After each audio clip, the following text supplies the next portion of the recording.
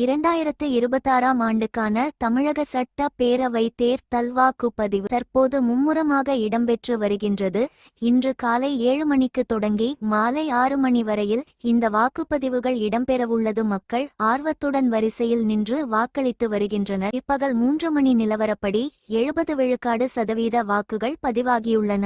அதிகபட்சமாக நாமக்கல்லில் 76.43 விழுக்காடு வாக்குகள் பதிவாகியுள்ளதாக தெரிவிக்கப்படுகின்றது. குறைந்தபட்சமாக கன்னியாகுமரியில் 61.95 விழுக்காடு வாக்குகள் பதிவாகியுள்ளன. தலைநகர் சென்னையில் பிற்பகல் 3 மணி நிலவரப்படி 68.13 விழுக்காடு வாக்குகள் பதிவாகியுள்ளன.